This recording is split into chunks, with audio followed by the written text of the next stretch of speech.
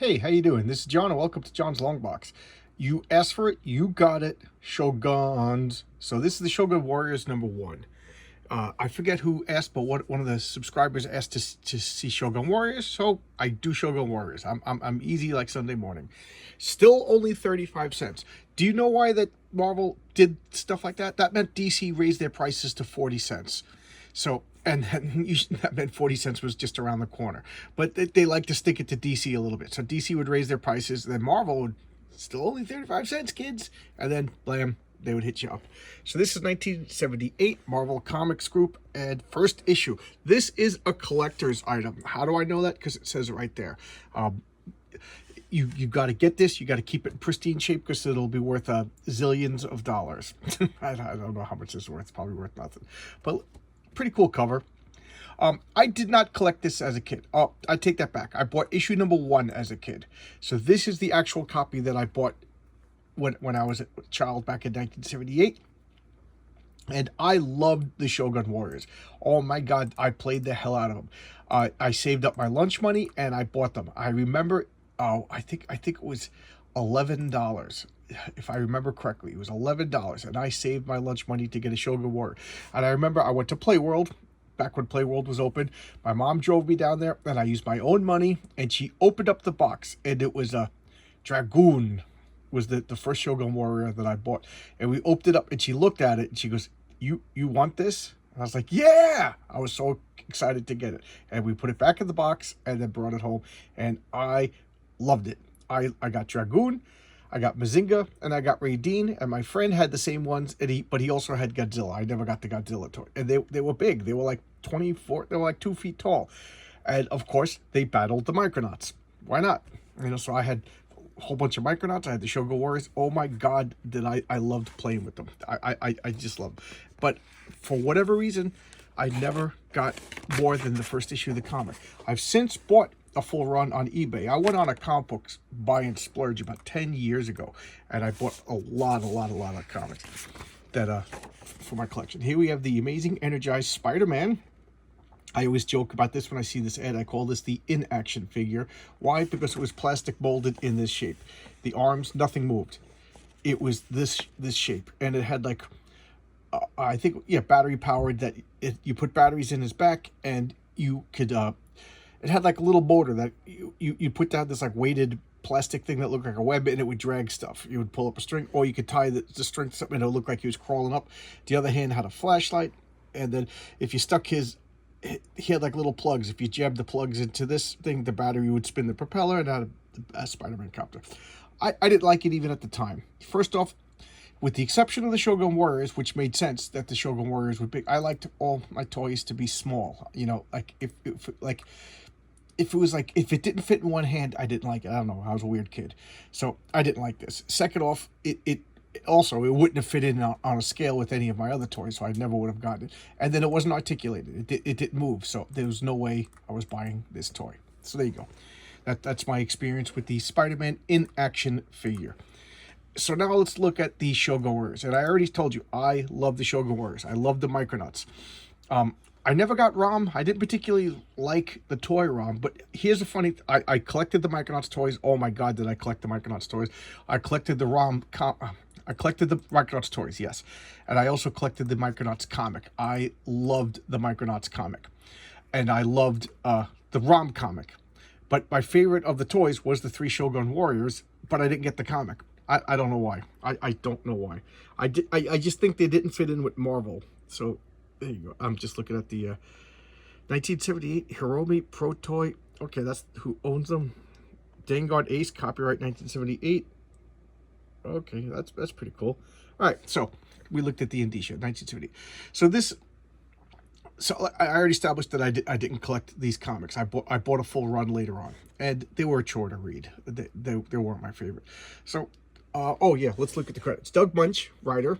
I always used to pronounce his name Munich until I was watching Chuck Dixon, and he said that he pronounced it as Mensch. So he worked with them. They were friends. So I'll take his. So Doug Mensch. I love Doug Mensch. Doug Mensch wrote one of my favorite comic stories of all series of all time, the Moon Knight series. Oh my God, I love that series. My friend Jimmy and I read that over and over again. Jimmy and I both loved Moon Knight, and we both loved New Teen Titans. And I love that's just fond memories thinking about those comics. So there you go. Herb Trimpe. Herb Trimpe, I was not a big fan of Herb Trimpe, which is mean to say because I've started seeing, as I got older, I started buying older and older comics, and I'm seeing his stuff in like old westerns and old war stories, and it is phenomenal. Just recently, I was raving about his work in Marvel Savage Tales. He did a story about pilots. Oh my God, that was so good. The art was outstanding. A friend of mine, believe it or not, I made a friend just at this job that I'm on now. I'm a construction worker, so I'll go from different jobs to different jobs. But this other guy, he just subscribed. So Andy, if you're listening, I'm talking about you. He talked about Herb Trimpe. He couldn't handle the daily grind. He was a little slow, and the monthly full page comic, like he was good on strips and stories, and the full page, the full 24 pages of a comic book got to him. And Dan Green inker. I didn't know it at the time, but Dan Green later went on. Of course, I didn't know it at the time because it didn't happen yet. But Dan Green later went on to ink the X-Men, and I became very familiar and I became a fan of his. But so I guess this is some of his early work. I don't know when he started. I really don't. Jim Novak letterer, a big workhorse at the time. Andy Yankis. It's funny because I just said I didn't recognize his name in a previous video, and here he is. So I guess he was a Marvel, but as mean as it sounds, I didn't pay attention to letterers and colorists back then when I was a kid. So there you go. And what do we got here? Al Milgrom, the editor, and Jim Shooter, editor-in-chief. I always talk about Jim Shooter, so I'm not going to talk about it this time because yesterday I did a 45-minute video. But Al Milgrom is a legendary editor. Eye for talent. Just a great Marvel editor. Oh man, you'd be amazed at how many comics that are just legendary have Al Milgrom a hand in it. Taking a sip. And there we go. Here we have this. It's not quite a splash page because the splash page has to be one panel, but it's broken up into just a dialogue box. And Ray Dean. Ray Dean to me was like the ultimate of the Shogun Warriors, and he's fighting this freak of nature over here. I don't know who it is, and it's just open it up in story, battle, action. Can't go wrong with that. Look at that. Choom, back, servant of good. You face Rockcore, and Rockcore claims this day for evil. It's good to know that the villain squarely knows what side of history he's on. He's on the evil side. I love that. I wonder if Herb Trimpe liked drawing like these toy things. I don't know. I think drawing westerns and war stories really brought out his best. So, but the dead green inking that's a pretty cool panel. I got no problem with that. And look, but I have to admit, and I don't think it's Herb Trimpe's fault, but they do look stiff. But you know what? That works because they're supposed to be what, like 100 feet tall, 200 feet tall. I don't remember how big they're supposed to be, but they're giant robots, so they shouldn't be. They shouldn't be agile, graceful little monkeys. Look at the missiles. Look at that. That is just a horrible design. Purple and green, very destructive. And I love these missiles that he shoots out. And the toy had a little yellow missile that you push in, and then boom, it shot out little rockets at people, little bird shaped. I thought that was so cool. And the missile got destroyed. I thought it would like intercept it and go back in it, but that's what it does. It destroys things. Oh, look at that head. Look at that head. This was amazing. Michael Golden art, Bill Mantlo. This is, I showcased a couple issues of the Micronauts. I always got to go back to the Micronauts. It was so much fun. And a BB gun ad. Shoot your eye out, kid. Again, I keep telling you, the 70s were a different time, people. So he's getting choomed again. Look at that foot. And he gets knocked down. Poor Japanese people. They every day they wake up, they're getting attacked by space aliens, giant robots, Godzillas, and he smashes. He spows him, and quick while the monster's still stunned. So why is he talking like that? Try a slash with the brick, because there's a whole crew piloting. It's not just one guy. There's a crew working in tandem to make this Ray Dean fellow work. Oh, that's right. I forgot about this. One hand had like a bow, and he would fire missiles, and the other hand had like a shield with a sword on it. Oh, I love the Radiant toy. That was so cool. Oh, look at this ad. Behold the Marvel Galaxy of Superstars. Except for the Hulk. These were pretty hard to get. Replace the Hulk with Ghost Rider, and this was the comic books that, for me, were hard to get in my area. At a newsstand, not very far away. And I think the explanation is because if you opened up a candy store, or a newspaper stand or something like that, you just put in an order for comics, and then the distributor would come over and drop them off, and they sorted them. And if you returned, say, 50% of your Fantastic Four comics, they would lower your Fantastic Four by 50%. And if Ghost Rider sold out, they would give you more Ghost Rider. So I think it was just my area wasn't really interested in Master of Kung Fu, Captain Marvel, Nova, and Ghost Rider. But Hulk was always there. Hulk was always on the shelves. The Fun Factory. I love these Fun Factory ads. Great Caesar's Ghost. Get the famous Clark Bar superhero posters. Those superhero posters? Oh, man. Does anybody know anything about this? I'm sure I knew about this, but I've seen this ad a million times, but I always just mentally blanked it out. I don't know why.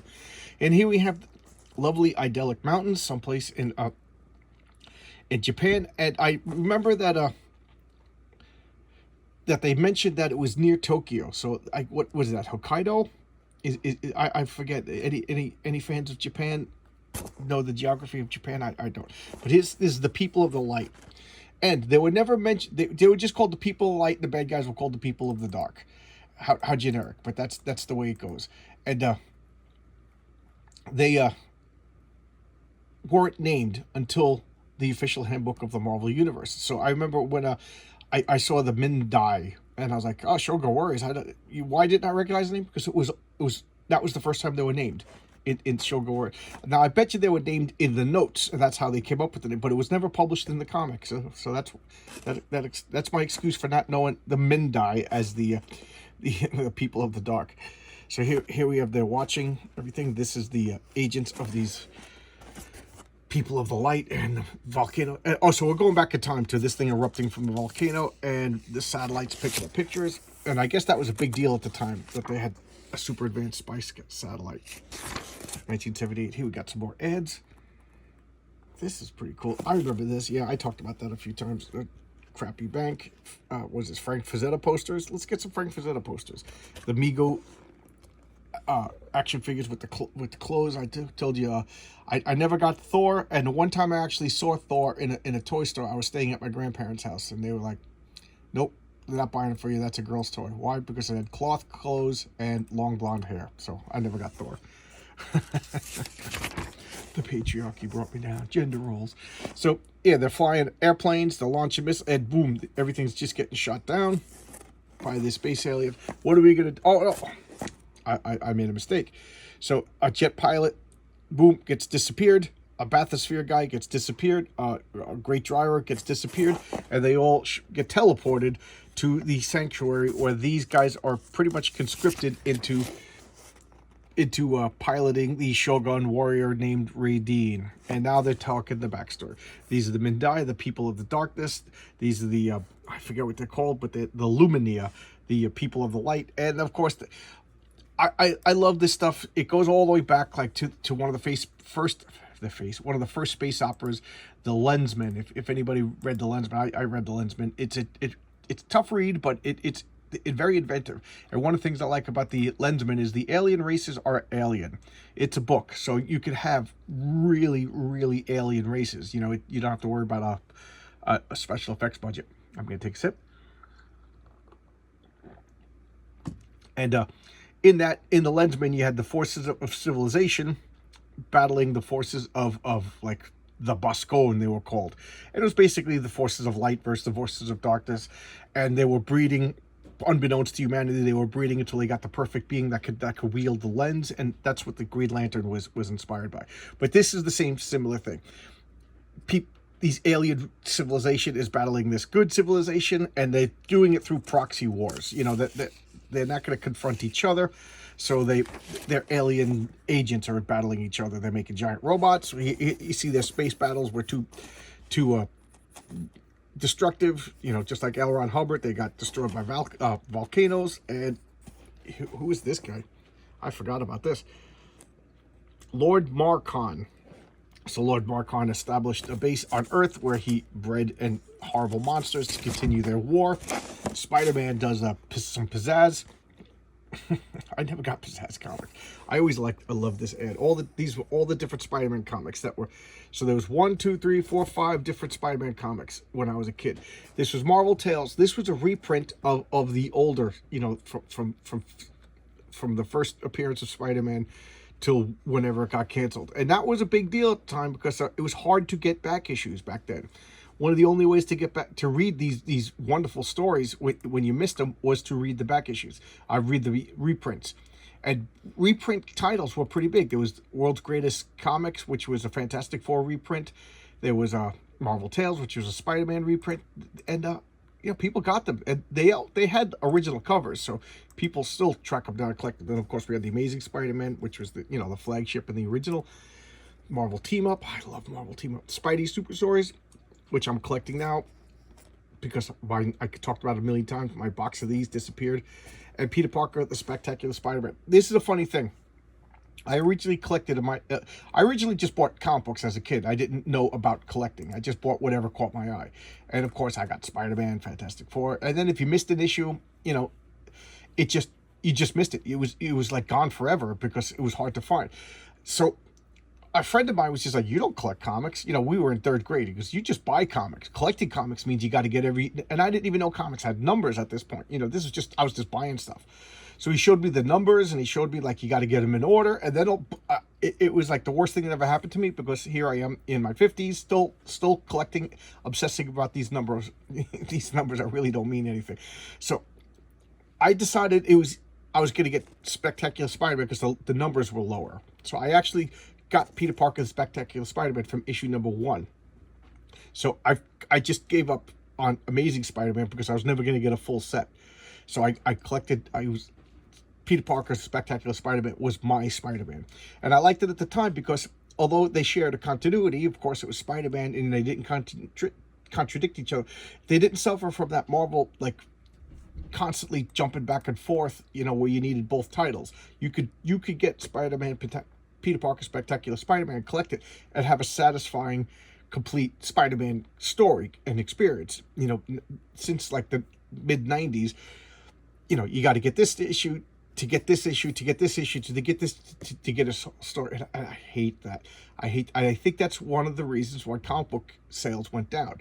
You know, I'm always talking about the politically correct and the the woke agenda in comic books today, but you know, just some guy just made a video where he said the same thing, and I was like, oh my god, he's absolutely right. I'm so glad somebody else said it.